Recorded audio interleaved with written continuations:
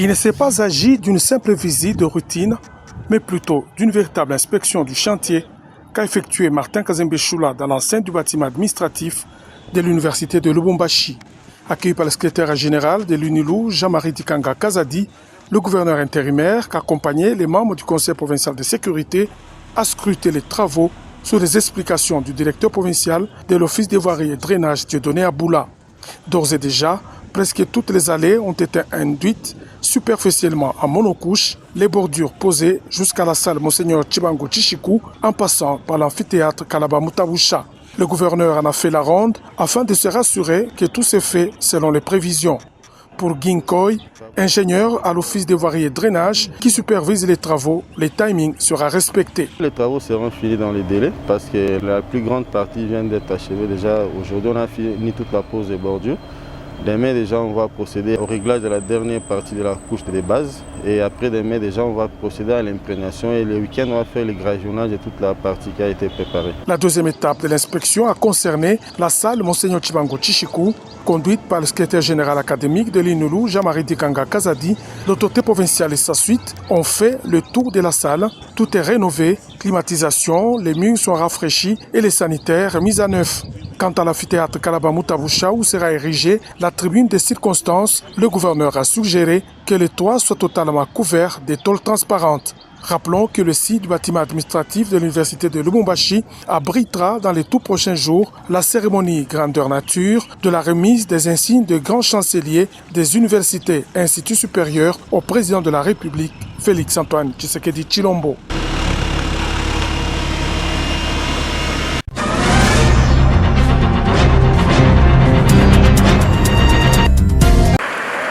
Ne vous y méprenez pas, ce ne sont pas les eaux de pluie qui déferlent sous les marchés, les rues et dans les habitations des quartiers Kassapa et Kamatete, dans la commune annexe, mais plutôt ces eaux fuites du bassin dérégé de l'entreprise minière CEDEM, située en amont.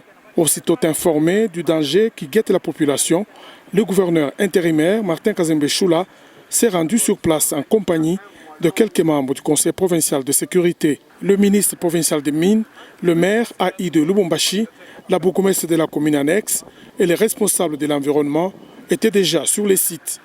Au dire d'un technicien de l'entreprise CEDEM, l'incident est survenu à la suite d'une opération et a causé la déchirure de la géomembrane. Les eaux se sont alors infiltrées dans les sols avant de sourdre et envahir deux quartiers de la commune annexe.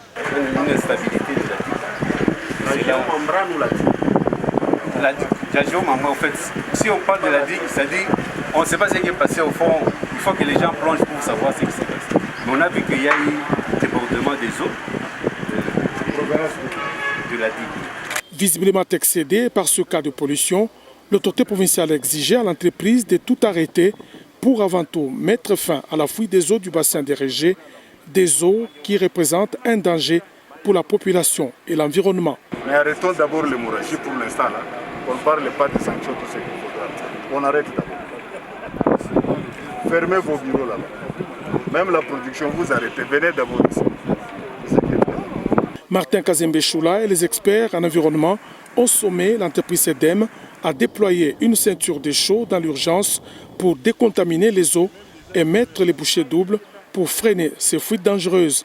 Un échantillon des eaux incriminées a été prélevé pour un test au labo afin d'en avoir les cœurs nets sur les dégâts de cette fuite sur l'environnement et la population.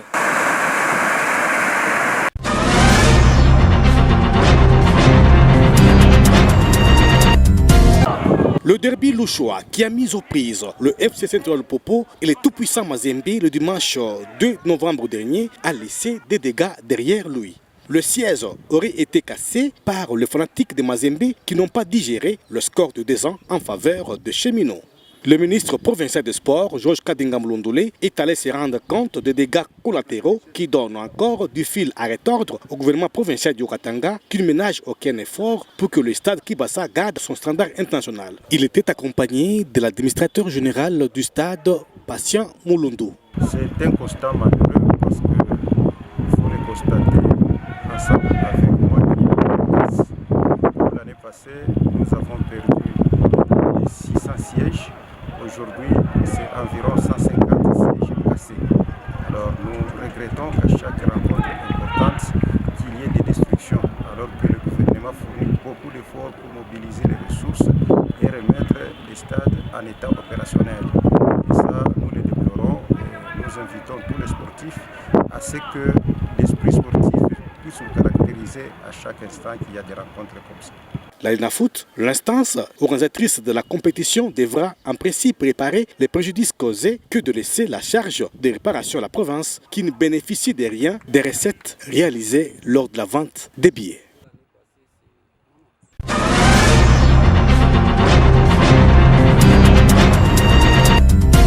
Célébré chaque 11 octobre dans le monde entier, ce 4 novembre 2025, que la journée internationale de la jeune fille est organisée à Lubumbashi, la cité de la jeune fille, sous le thème « La fille que je suis, le changement que je mène ».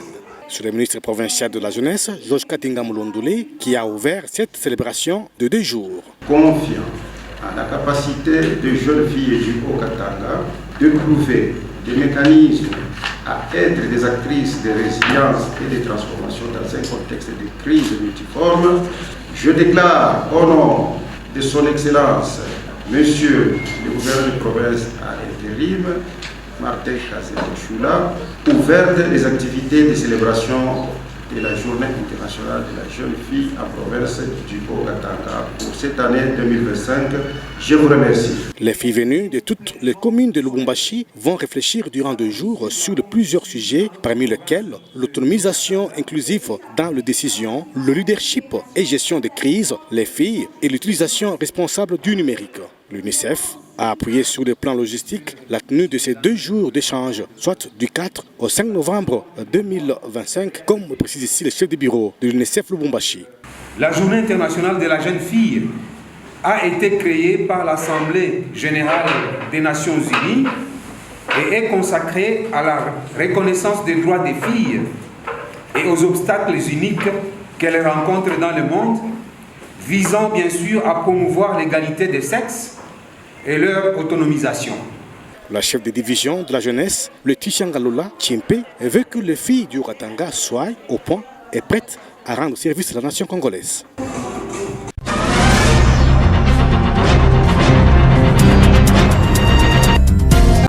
Compte rendu numéro 11 de la réunion du Conseil des ministres du gouvernement provincial du Haut-Katanga du 3 novembre 2025.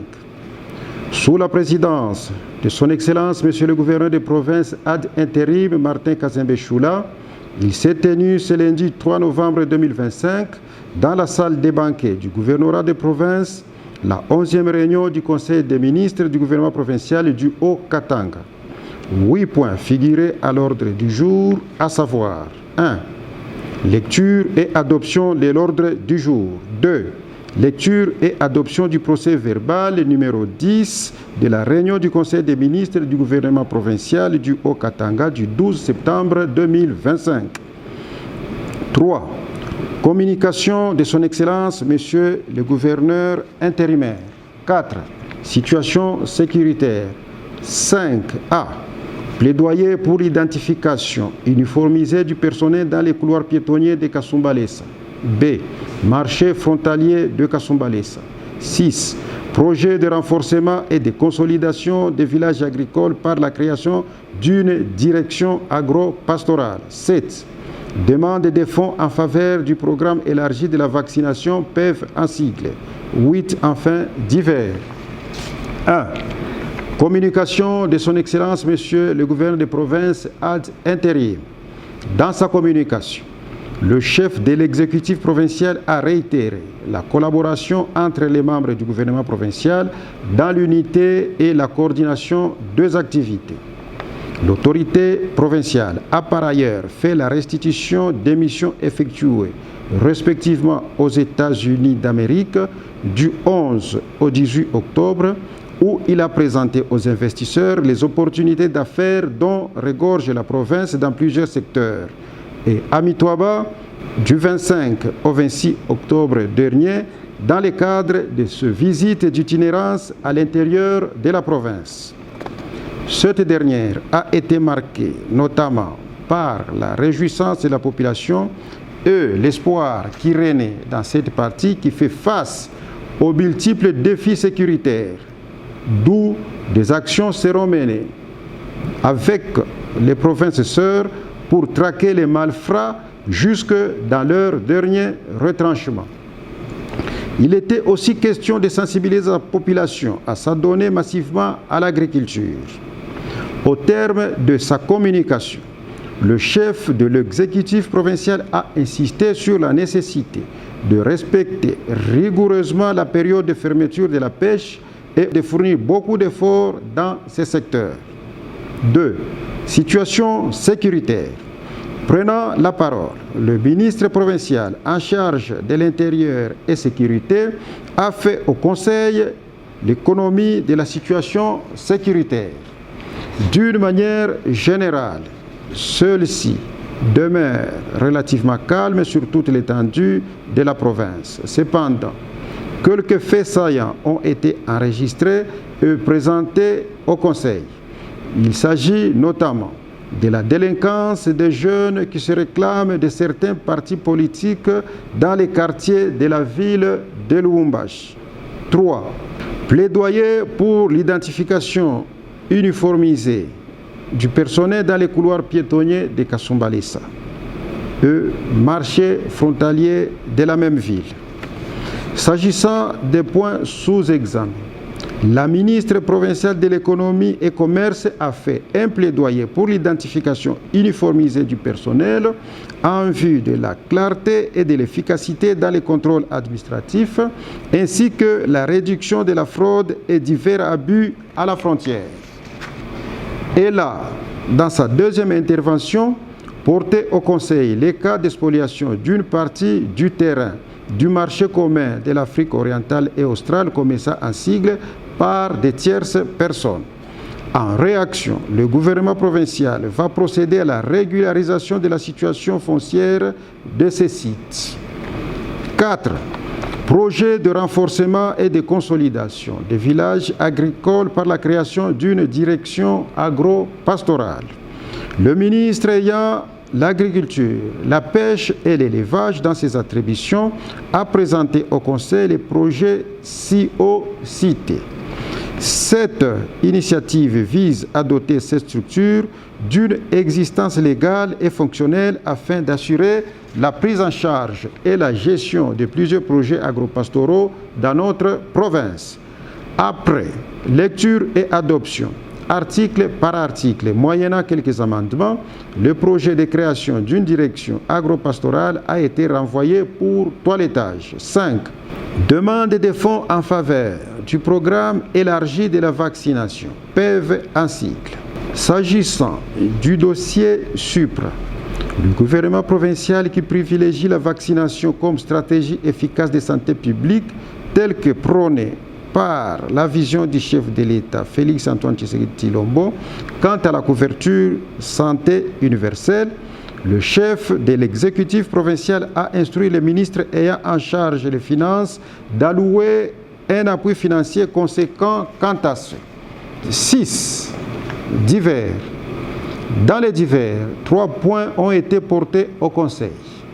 La ministre provinciale de l'économie a annoncé l'annulation des documents de laissez-passer irréguliers sur les véhicules. Un rapport de la descente effectuée au village Kashimbala dans les territoires de Kipushi relatif au conflit foncier a été présenté par les ministres des Infrastructures et Affaires foncières. Le ministre provincial des Mines a pour sa part évoqué le problème de sécurité relatif au transport de minerais et des cathodes de cuivre. Une commission sera mise en place afin d'étudier chaque cas. Commencé à 15h, la réunion a pris fin à 19h. Je vous remercie.